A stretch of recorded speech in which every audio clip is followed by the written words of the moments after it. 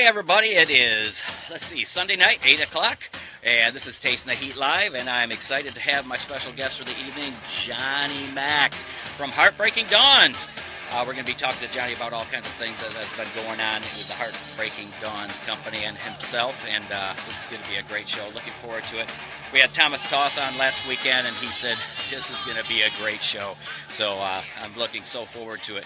Now, anybody who wants to come to the 2017 Inferno Fest, that'll be October 22nd, and that is at the Packard Proving Grounds in Utica, Michigan. So if you are a vendor and you want to get in this, get a hold of me. We got some spaces. They're starting to go pretty good, so we need to get your information to me so that I can send you out the press package. And this is going to be a great show. It's extremely cheap and very affordable for everybody. And this is a great way to get your sauces out to everybody. And if anybody in the area, in the Michigan area, that wants to go to this is a great way to try it before you buy it. You can meet these great people and everything that's going on. So let's move right to Johnny Mack. So let's see. Johnny, are you there, sir? I am here, man. I am here. I'm ready. There we go. I got you up. How are you doing this evening? I'm doing fantastic. Hold on. I'm just standing up the phone here, so I see the notifications. I'm doing dynamite, man. I'm excited to be on, and it's super cool. You know, I haven't had a chance to do one of the live shows in a few years now, and you and I haven't gotten to do something and get into some of this stuff at all. Right. So I think it's going to be. I'm excited. I know, there's a lot of our, longtime fans who are probably wondering what we've been up to, and a lot of new chili heads that may not have even heard of us yet. So right. I'm excited to share what we're up to with everybody. Well, I did not realize that you have 12 different sauces. That's amazing. And plus you have other stuff. What other stuff do you have? Well, we did away with quite a bit, but okay. We do 12 official main products. I usually launch those in threes, so there's like 4 sets, that we have of hot sauces. We do 4 dry rub blends. That I've kept around just because I love personally using them. Right. We don't wholesale them any longer. It's just something we like to still make for our retail site, and a product that I love. And we used to do some line. We had a line of 3 chutneys that I still get emails about. And we did some grilling sauces for a while, and we even had a soda line for a little bit. Really? But at the end of the day, at the end of the day, we're a hot sauce company. That's what sells in the most quantity and also the most turnaround. And that's what I figured out to put our most efforts into marketing is our hot sauces. Now, what's the difference between a chutney and like a salsa? Well, the chutneys are more, the chutneys we were doing were sweet-based fruit chutneys. Okay.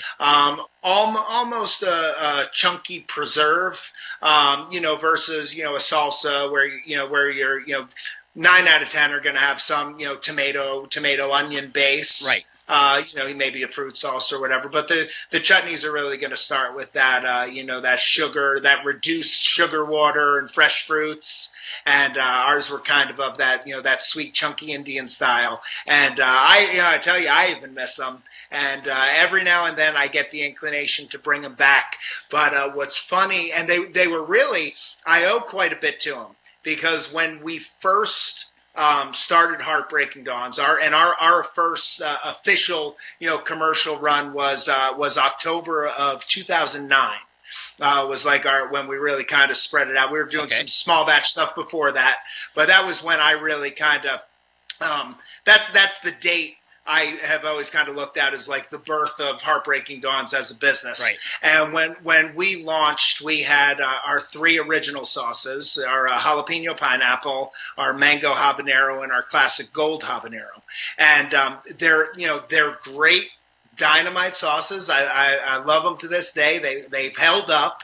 But when we put out those 3 sauces, we had no idea how vast and how massive the chili head world even was. You know, we just wanted to make some hot sauce. You know, and you know, for personal love, there was so much out there we didn't really know. So when we did our first hot sauce world event, the original chutney, which became the Fiery Trail Preserves, actually Buddha helped name the product, you know, with some other things in our early days. Nice. And but that was the product that, you know, the 3 sauces, dynamite sauces. But when we dropped them in the middle of, like, wow, there's all these 1,000 other really killer sauces, they're solid sauces. Right. So the original chutney was what I think was the first item that kind of made people kind of be like, hey, what's this? This is different. You know, this is something unique and tasty. So that kind of helped kind of give us that initial sort of put us on the map boost, you know. But what I realized over the years, if I was, you know, people see a chutney on the shelf, they go, when do I use a chutney? What am I going to do with the chutney?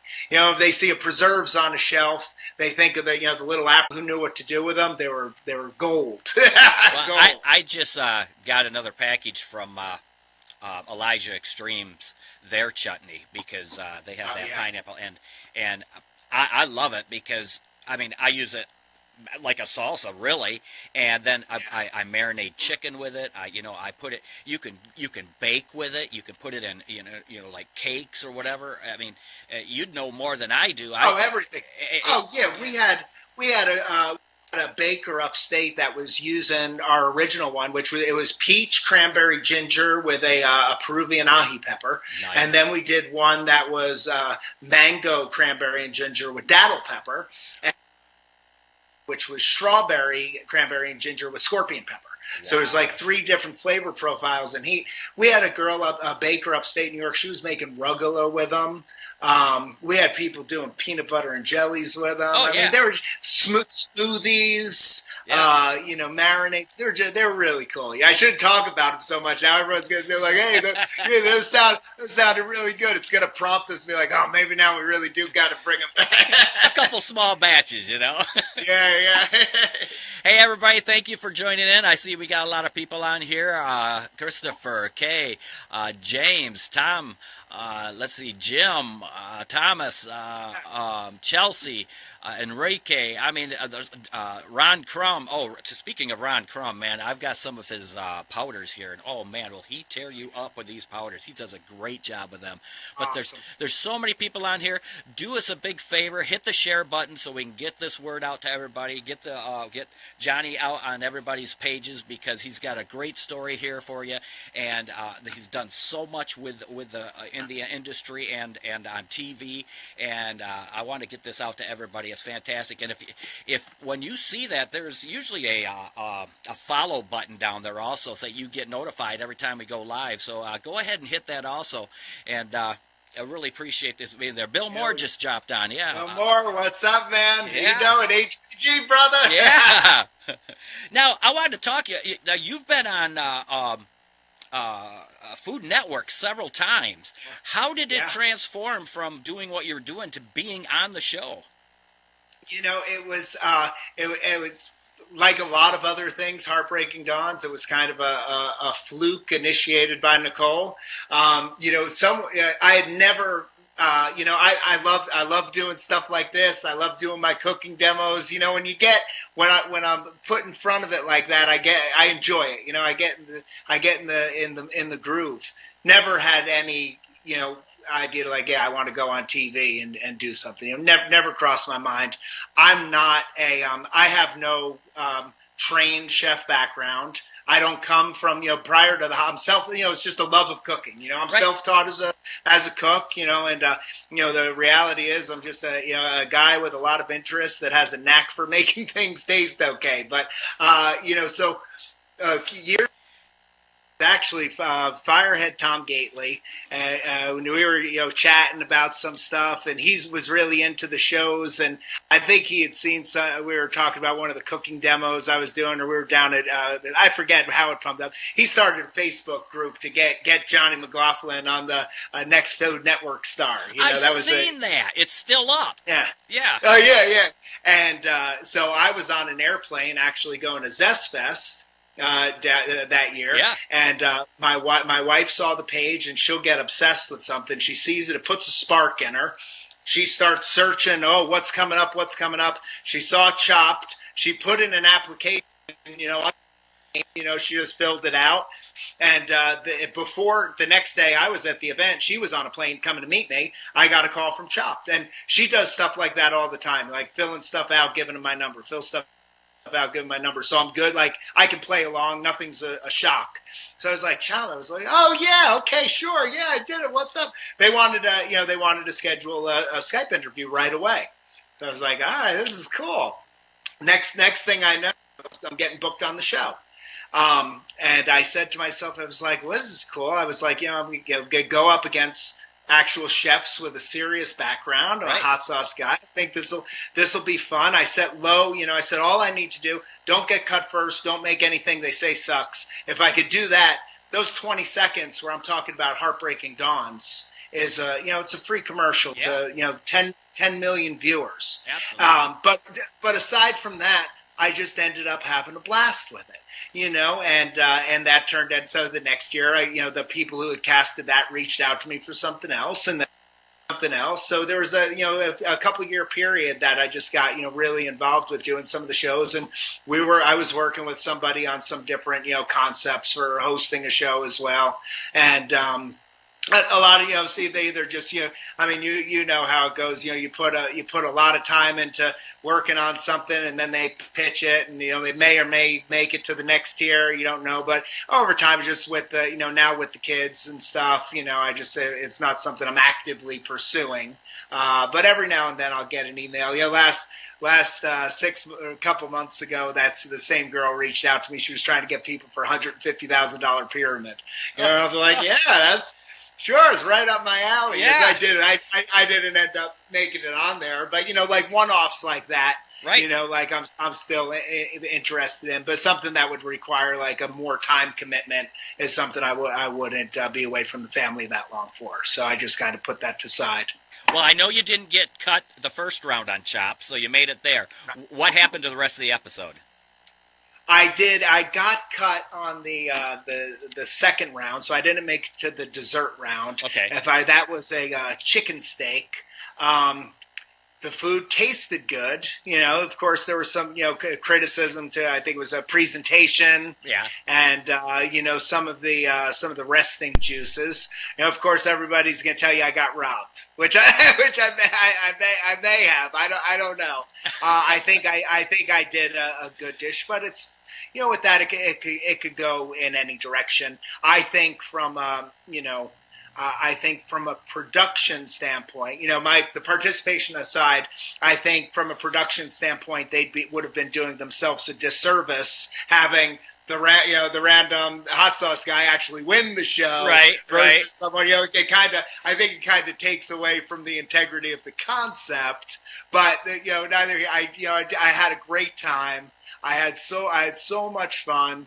I made some dishes that really, I was able to employ the fundamentals of what I do sauce-wise into the dishes. Because of most of our products, I look at our sauces as I want the pepper to be that kind of featured flavor, right, when there's usually going to be a 3-tier landscape in the back, where I'll have like $14.98, for example, I'm using the apricot preserves as the foundation with those little bit of blueberry, that little bit of carrot, it's kind of like a 3-tier background flavor. So when, Chopped, they give you those ingredients, it's easy to think, okay, well, I could always turn any two of them into a condiment, regardless of what it is. So it was a good mentality to approach it with. Now, they always show on these shows that everybody's under this tremendous amount of pressure, and they're watching the clock. Is it really that much of a strain? It is. Is it? Okay. Chopped is 100%. I was tell Jim Bell it's season 10. It's episode 2 of season 10. It's called Chop On Through is the episode, and they do have it on iTunes and probably on. I think Chopped is on Netflix now, but I know it is on iTunes. But the actual, and I mean, you're there for, you could be there for 15 hours filming an episode, but the actual 20, 30, time breakdown, 100% live time. And, not coming from, a working kitchen background. And I did actually, I got a job in a local restaurant for about 6 weeks just because I was going on Chopped, and I thought that was going to be would be helpful or even be a prerequisite. But they ended up wanting to focus more on the hot sauces. But being, not a restaurant cook.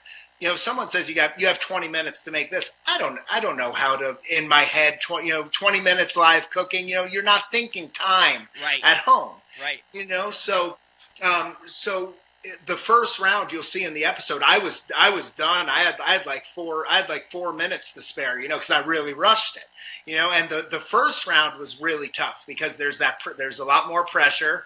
And I really didn't want to go home first. Right. Once I made it to the second one, I was just like, now I'm just gonna have some fun. That's nice. And the other, because people always ask about, what you meant or your approach or whatever. But the big thing for me was to kind of have a concept of what you're gonna make, regardless of what they give you. Okay. So you kind of. So if in your head, like, okay, like on that second round, I kind of knew whatever they give me, I'm going to do kind of like a quick Cajun sear with a Cajun style cream sauce. I don't remember exactly what it was, but I had that in there, and it was a chicken steak that I knew I could do a quick Cajun rub and sear off, and other ingredients could be turned into, if I started with a little Trinity and a little buttercream sauce, you could easily make a smother too, so having a loose idea of what you're going to make regardless of what's presented versus opening it up and saying, oh, what the hell am I going to do with this stuff? I think that was, a benefit to me. Well, Tom just asked what episode that was, and it was season 10, episode 2. So yes. You guys could check that out. It's I was able to find a little bit of it, and it was excellent. I absolutely loved it, and I didn't get to see the end of it because they cut it off on me, so I wasn't sure what was going on and who was winning. I'm trying to get back on here. Now, when you go about making your sauces, because you've got so many of them, are you setting back and do you come up with a flavor profile that you're shooting for? Is it something that you're thinking all of a sudden, these two things really tasted good together, something you were tasting along the way? Or are you just setting out to try and do a new hot sauce, the flavors? How do you do that? No, I'll usually find an inspiration from some combination that I've had somewhere else. Okay. There was a few.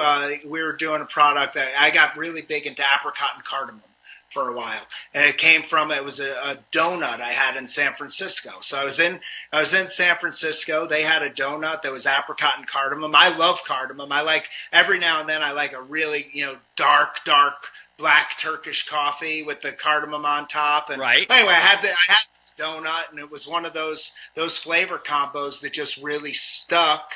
And we had two extreme products for a while, the Nuit en Enfer and the Malvé Sang, and one was an apricot cardamom foundation.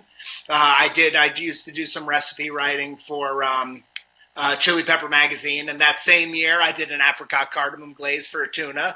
So I'll try something, and then I'll pair up blueberry and lavender. It was a combo that just like really resonated with me. The strawberry basil, so that'll usually come up, and it's but in part it's that flavor of the pepper too. So here's what I look at from a recipe concept, and how, again, I want people to be able to taste the pepper, even though we don't really, outside of repercussions, we don't really make any products that are intended to brutalize you. Our Fervor Reaper sauce has a much more fragrant background. I mean, I want to have a heat that is accessible to the entry chili head, but one that could still be appreciated by the diehard chili head. And that's a hard balance. Yeah, it is 100%. But so from a stylistically, and when we really hit our stride with the 1498, I think that was the one that's the sauce that put us on the map. That was the sauce that really got people taking a look at Heartbreaking Dawns, and stylistically starting to incorporate that third ingredient, a preserve or a marmalade, like preserve like in 1498 in Cauterizer, marmalade like in Fervor. We use applesauce in 1841. That third ingredient that, those are all ingredients that are primarily water, but they bring texture, they bring sweetness, they bring color, they bring something to the sauce outside of the high concentration of just water and vinegar. Right. So when I hit that stylistically, I started really looking into very non-overwhelming foundations that could kind of bring the pepper to life. So the example I was going to use, like the difference between, our Cauterizer and Repercussion, from a formula standpoint, the sauces are very similar.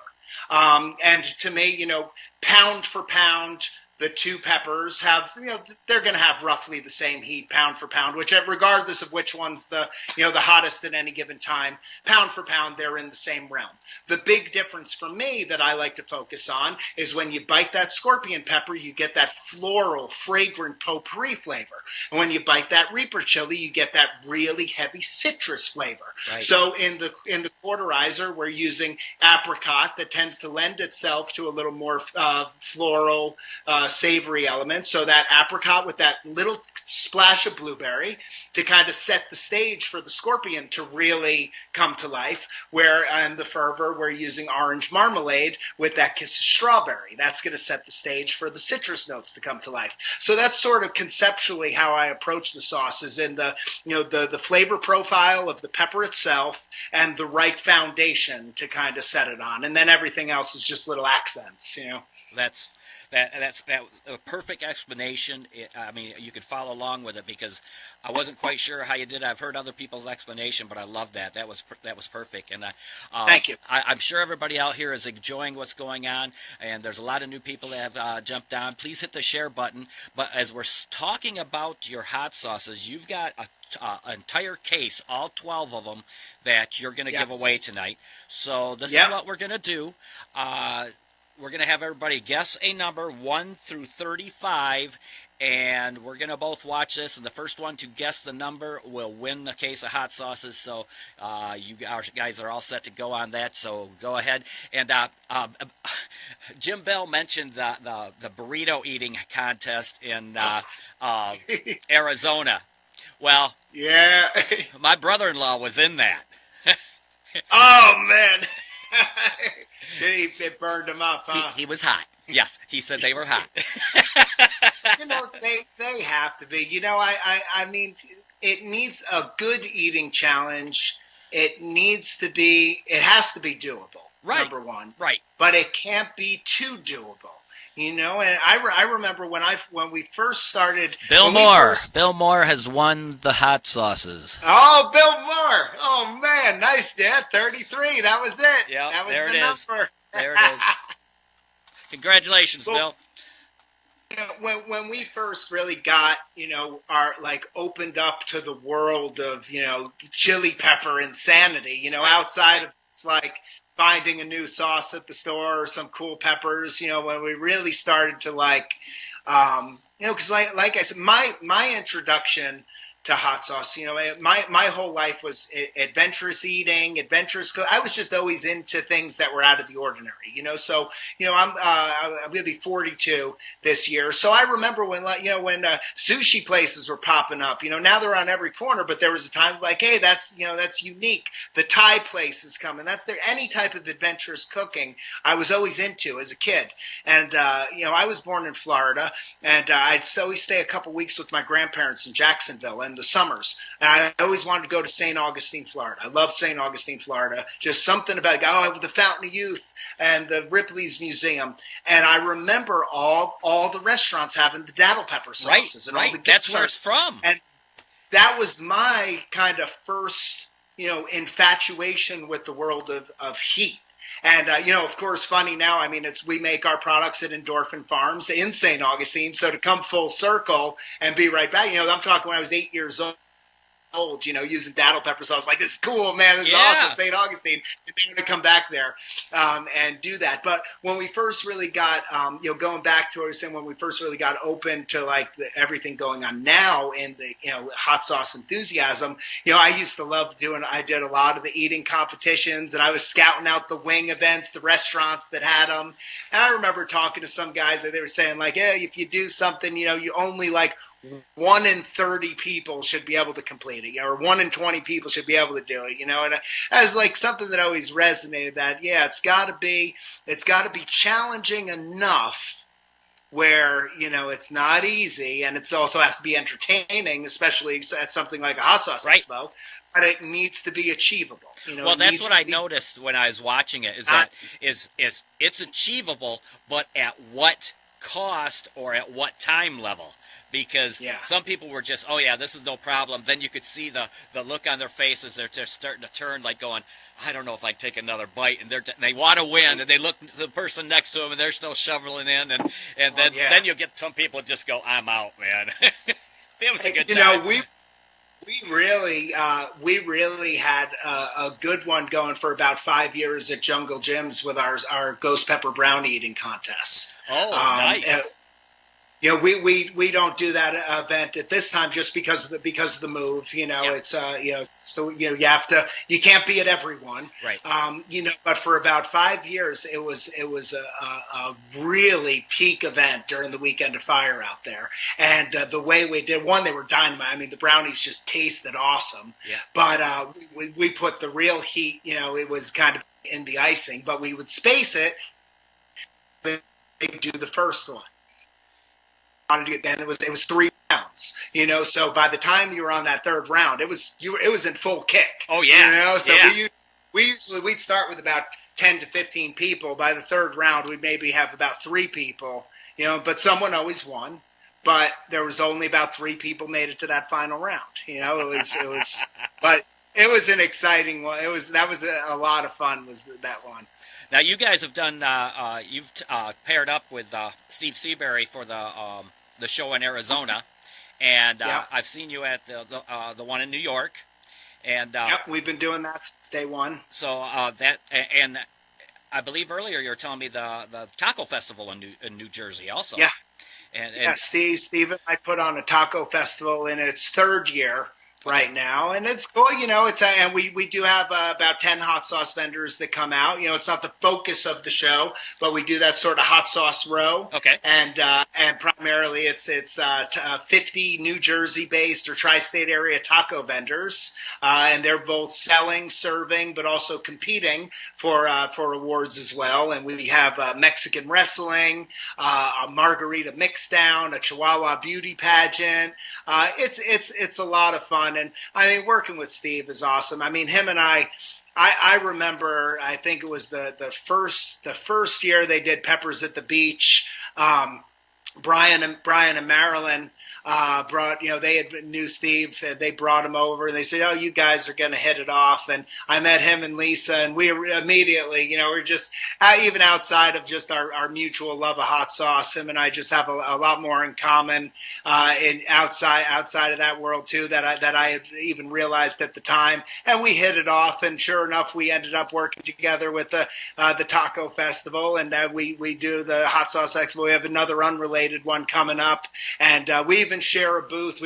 I'm leaving next week. We go out to the Fancy Food Show in Javits Center, and we do the Heartbreak at Dawn's High River Sauces, the H&H combo. And, nice. And it works, because our lines are meant to, we both have a similar approach to what we're doing, but our lines are complementary. Our sauces are not overly similar.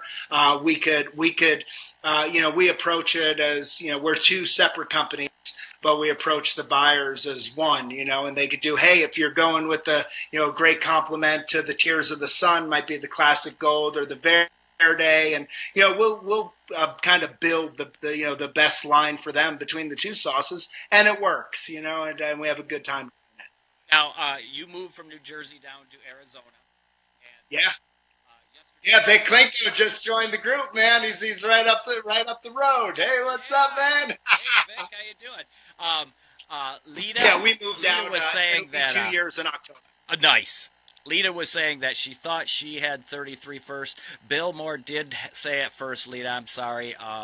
He did beat you by just a little bit. He's about 4 or 5 up from you, so there was no funny business going on there.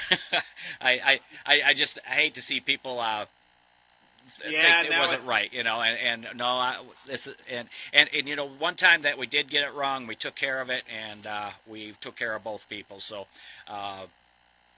Well, I'll tell you what I'm going to do when we're done with the show.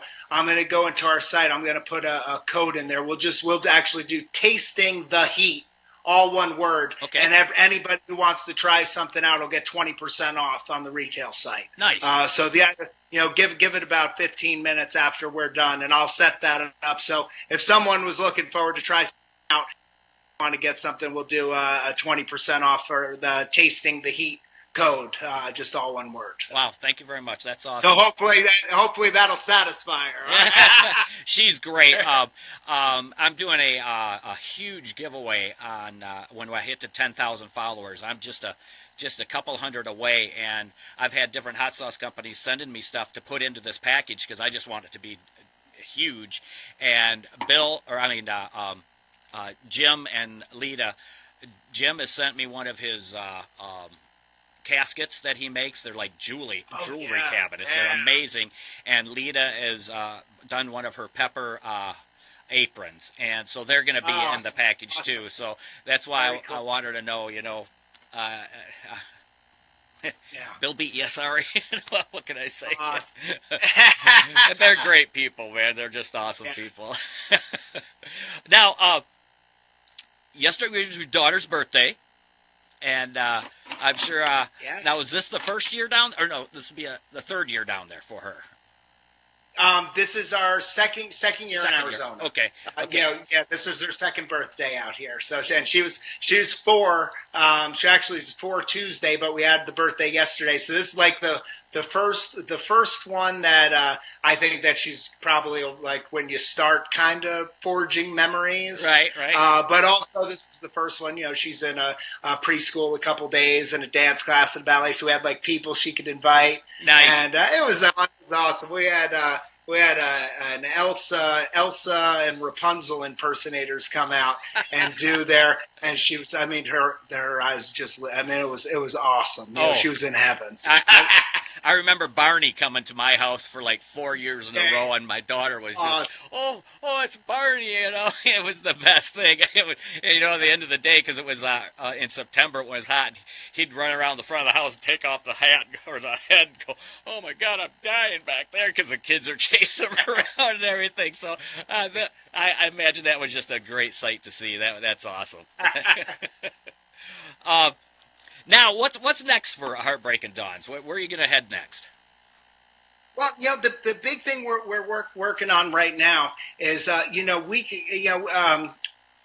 not took a step back, but during the move, that was a big there was like a 6-month period where we were between.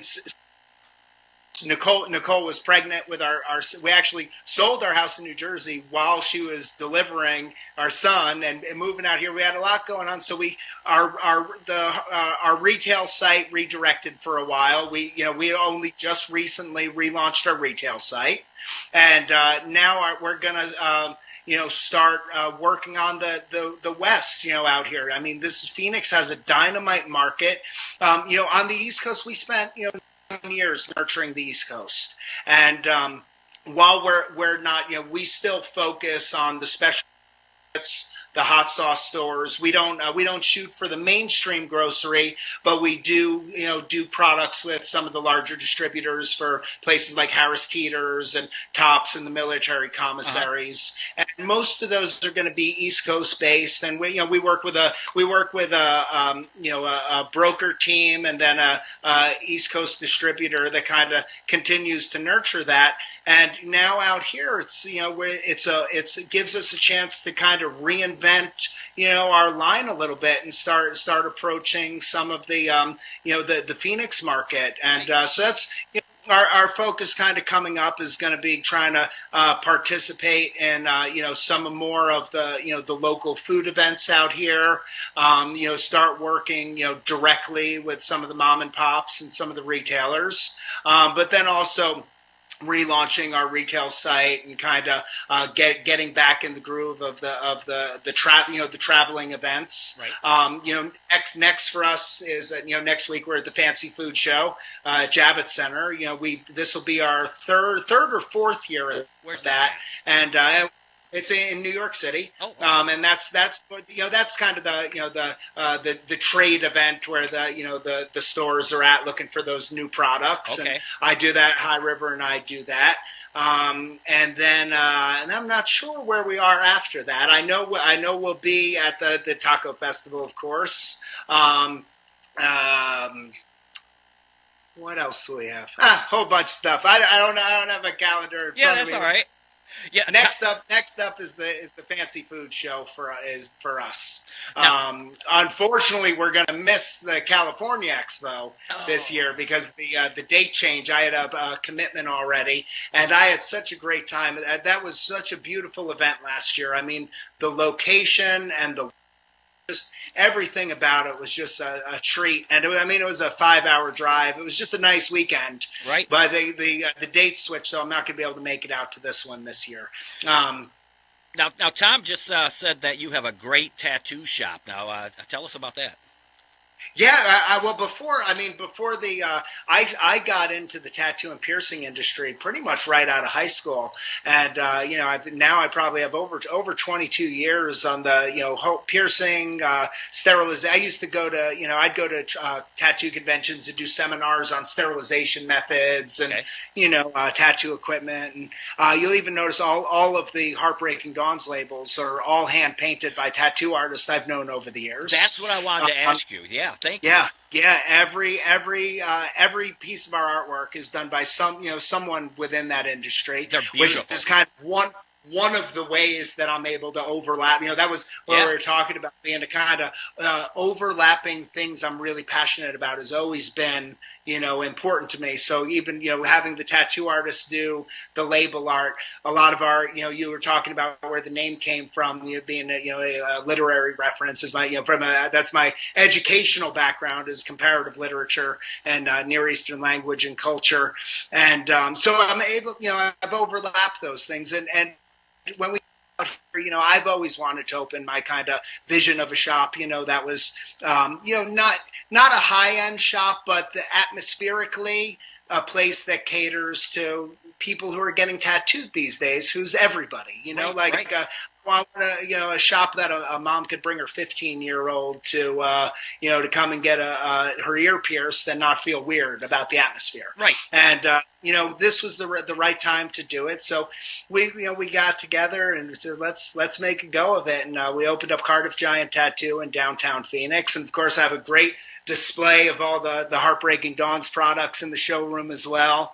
And, I get a chance. We're having a big customer appreciation barbecue there this Saturday. And I'll have my full griddle out, and I'll be doing all my cool recipes and, doing cool sauce stuff. So that's another way to kind of – Jim wants to know about the bathroom here. And yes, Jim, we have the coolest bathroom in Arizona.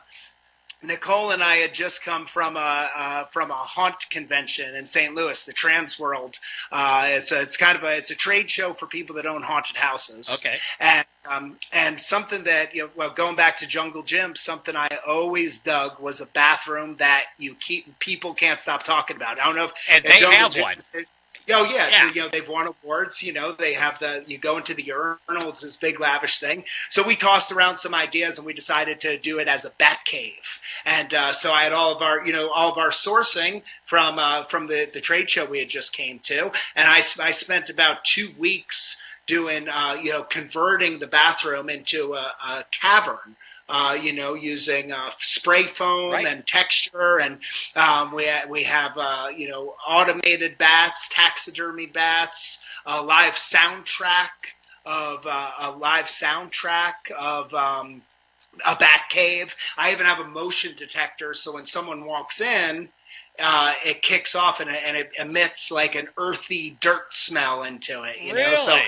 But you're in the shop. Everything's white and gold and well lit, and I wanted people to go in there and be taken somewhere, taken somewhere totally different, and then they come back out to the shop. They're like, "Wait, what was that?" Right, right.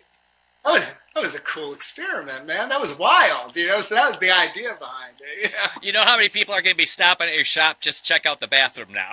Oh, they're welcome to. And that was I want the type of shop that people can just stop in to talk to. I don't want people coming in feeling that they can't start talking to an artist because they're going to be pressured to get tattooed. They may not get tattooed for 5 years, but I want them to be able to have an open dialogue with somebody where they could help bring their ideas to life, and so that's the idea. I want people to come in and be like, "Hey, man, I heard about your bathroom. Let me check it out. Let me check. Oh, all right, cool. And then 5 years from now, when they decide they want to get a tattoo, they're going to be, been that place with the bathroom. Let's check it out." Right. And that Appreciation Day is next Saturday, the 17th. Yeah. We'll be awesome. doing that. What times is that? It's 11 to 6. 11 to 6. And we have a tiki bar out back we open up, and I think I'm going to start posting them on the event page. But see, this is where I get to, I've always, my getting the cooking end out, having that outlet outside of the sauces was through, going down to Peppers and doing my live demos, going to the stores. That's where I'd get to come up with the fun recipes. Right. So doing stuff like this, you'll see on the event page, I'll be posting the dishes I'll be doing each hour, and, nice. making that. So that's the way for me. You need to set up a live camera and post this on your page. That'd be really interesting for us that we can't make it, That's awesome. Yeah, okay, I'll make sure we get some coverage for you. Now, going back to your literature background, Arthur Rimbaud, did I say that correctly? Now, yes. You took your name from one of his poems. How did that happen? Yeah, it was just something I was looking at, and we had all types names. And with hot sauce, there's so many directions you could go. Right. From that, I see now more and more companies are doing that sort of that stripped down kind of old style apothecary look. Right. And then you have the companies doing like, well, we do those real out there, burn your rectum, or the novelty sauces. Right. There's so many, it's endless. How many? Well, Ken Alexander, my man, what's up? There's so many, all right, so many directions you could go, and we put a lot of thought into it. And I've always been a massive literature fan, and the Rimbaud's poetry always kind of resonated with me. And I've wept too much, even the dawns are heartbreaking. And I just was kind of cutting up words and rearranging. So heartbreaking dawns. I dig it. All right, and it that's a way for me to say I'm using my using my degree or whatever. See, Mom, it worked. Yeah. So and you'll see there's some of those other references pop up from time to time, and and that's the fun of it. When you could do whatever you want. That's right. You could do if you have an idea, run with it. You could call it. It's yours. You made it. Call it whatever you're feeling, right? Right. And, well, a couple of your sauces, you have numbers associated with them. Is there any significance there? The numbers all have some random significance that ties into the pepper. Okay. So for example, I saw someone had mentioned the 1542 earlier, the Southwestern habanero, which funny enough, I'll tell you an interesting fact about our Southwestern habanero sauce is more people tell me that's their absolute favorite sauce we make, but it's our least selling product overall. Funny, right? Yeah. Never figured it out. Well, anyway, so the 1542 is the year Francisco de Orellana arrived at the mouth of the Amazonian River basin. And that sauce features the chocolate habanero, or the Congo pepper, whose roots are believed to have origins in the Amazonian River basin. Okay. So that's kind of, 1498 is the year Columbus landed on Trinidad soil. It's a scorpion sauce. Right. And, same with the 1841 is the year Miles Bronson arrived amongst the Naga people. It's a ghost pepper sauce. So it's the kind of obscure historical events that somehow tie into the featured pepper. That's beautiful. Now, see, not only is this a great show, it's a history lesson too, and and that's perfect. I love it. What a great way you wrap that all together. That's awesome. Yeah, and that's, as I mentioned before, we tend to launch things in threes. And the reason, so they'll all kind of have something thematically. And the reason we did that is, I remember when we were kind of first starting the company, and I'd go into some of the mainstream groceries, and I'd see, all right, here's a company. This guy's he's got 6 sauces. Every one of them's the same color red.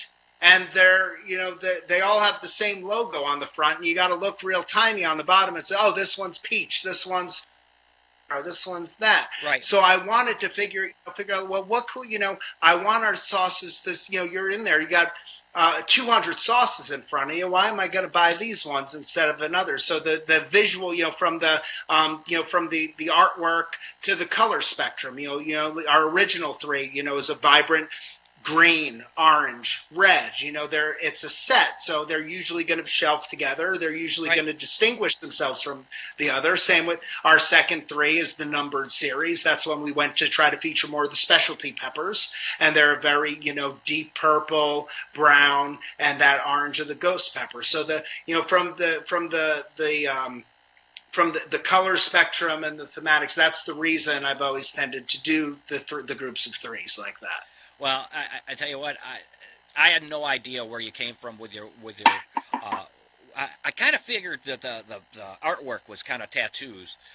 The numbers, I had no idea, and I think it's just brilliant. And I'm so glad you got to share that with us, because that is just so interesting to me.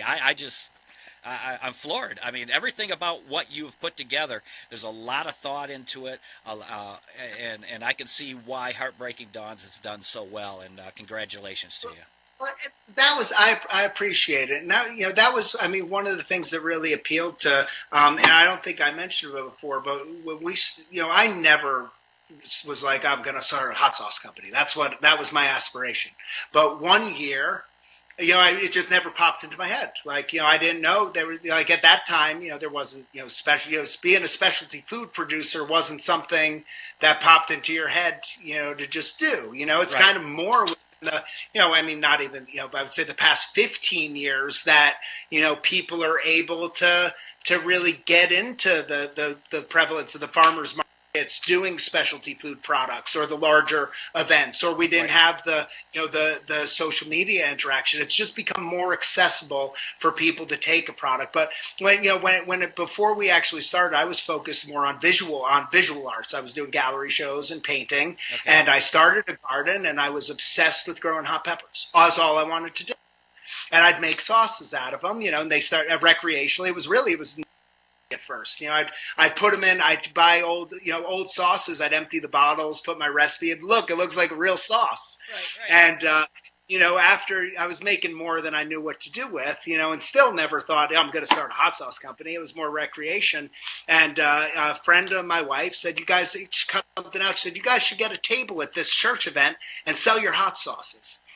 And I was like, yeah, okay, wait, no. I just had some cool recipes and we were coming up with stuff. But we got there and we sold out of everything we made. And it was the interaction. That's why the thought goes into it. Because I was doing something before. You would hang up a painting and someone looks at it. Oh, yeah, you don't know what's going on in their head.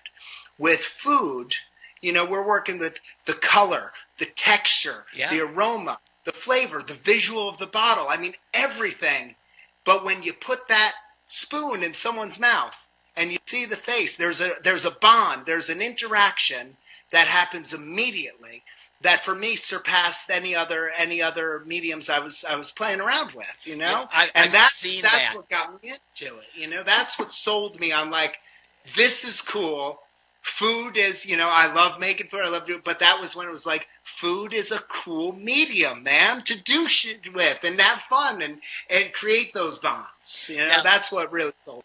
Your excitement just talking about it is what I witness going to these shows with all these different vendors. That you nailed it. They put the spoon in their mouth and you can see the vendors light up because it brings excitement. Just that little bit of drop of something on that spoon brings excitement to them. People are trying it, and you can see the vendors get that same excited, that sparkle in their eye that you just had when you're explaining it, and it's beautiful. It's a really neat thing to be there to watch, because you know a lot of people probably don't realize it. But we're going around doing interviews, we're watching the people, and we're watching a little bit different aspect of the show than what normal people do, and you just nailed it. It's the excitement of what's going on with the people when they try the sauces, and that was spot on. Excellent. Thank you. Well, is there anything else you want to talk about? I don't know, man. I'm excited for the year. I'm excited, you know, that we're finally really settled out here, that we could start, you know, focusing on the next phases for Heartbreaking Dawns. You know, we do have some ideas for some new stuff, probably come fall.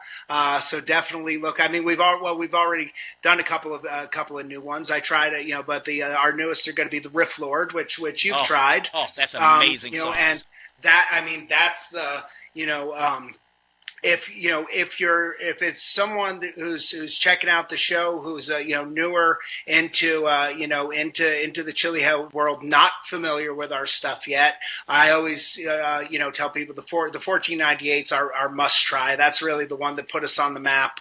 That's one of my personal favorite sauces as far as hitting stride from a recipe standpoint. But the Riff Lord is going to be our newest product, and that is just there's something. I knew what I wanted to achieve with the sauce, using candying the red jalapenos, but incorporating the bread and butter pickle spices, and there's something about it, man. If you don't like bread and butter pickles, it's probably not going to be for you. But if there's something about that sauce, as far as I know, it's probably the only bread and butter style hot sauce out there. I mean, I haven't seen anything trying to do some research. So it's got a unique flavor, but it's versatile, man. I've tried it on everything. So I love every product that we made, but I don't think I have been as charged up about a brand new product in a while since, as I have about the Riff Lord. Right. This one I'm really amped up about. Oh, it's delicious. But it's so unusual. It's and I don't mean unusual in it as bad. But it is. It's unusual and it's unique, but it works. And that was another a concept with sauces, because there's more companies popping up every day, and they're making dynamite stuff. But for me, doing a product that's you want to do a product that helps you stand out amongst the others. Right. But I think it's also important to use ingredients that people are familiar with, versus, I think you don't want to get so unique that someone says, I have no idea what this crazy random Chinese fruit that I've never heard of is, and it may taste awesome, but if I don't recognize it, I don't know. I have no springboard to know what to do with it. Right. So for me, it's always been more important to take basic ingredients, but pair them up in the unique fashion. So that way someone you kind of do have a springboard. It's not that the ingredients are far out, but the way we're going to pair them up and the way we're going to set the stage for the flavor of the pepper is what can stand out. So when it could be tricky doing a unique sauce, because if you could have a dynamite sauce, but if the only thing you could do with it is put it on, a cheesecake, you have limitations to right. to the user, right. and you do want to do, hot, for most of the country, hot sauce is not an everyday purchase. It may not even be it may be a monthly purchase, so you wanted to, in order to survive in a very niche industry, you want to do the type of products that people can use generously, that people can incorporate into other marinades, sauces, or recipes outside of just the condiment, because you want them coming back, right. and that's a reason, we've kind of stayed away from some of the more extreme side of repercussions, because for the most of the world, they're a one-time buy. They mess with their brother-in-law and give them a spoonful, and then it goes in the cabinet, and maybe they break it out 2 years down the road at Thanksgiving. So right. I always wanted to make sauces that the chili head community is going to appreciate and use, but are also accessible to the general population. And as you know, more and people are still, it's still a growing industry. Yeah. We're still seeing spicy products pop up in all other categories, and it's still. And I feel like I said the same thing 5 years ago. When the salty snacks were starting to really roll out spicy products, and beer, wine, even the fast food restaurants. They're not only adding those specials to the menu, but it's the one they're spending their advertising on. So even 5 years down later, it's still a great time to be involved with spicy foods. Well, everything I've tried at your shows, everything I have up on Tasting the Heat, fantastic flavors. They're full, robust flavors too. That have, like you said, it has a background note to it, and it's. You don't have to really sit there and go, I wonder what this is. You know what it is, because the flavors layer themselves so well. Great job. I'm looking forward to something or anything that you're coming out with next, and I'm looking forward to seeing you at another show, and I'm sure our paths will cross real soon. And I want to thank you very much for being on the show tonight. This has been a fantastic show. Thank you. I'm going to sign off with everybody. Hang on just a minute, and I will get right back to you. I want to thank everybody who joined the show tonight. This has been a great evening. I thoroughly enjoyed this, and I couldn't thank Johnny enough for being on the show. So all that being said, I want to thank you for being there. Next Sunday night, I have a celebrity sauce maker going to be on the show with 25 gold albums, and I'll be revealing that person next Wednesday or Thursday evening, so be watching for that. I'm looking forward to this show. I'm having so much fun with this show, and you guys make it all possible that you're here joining in, throwing in questions.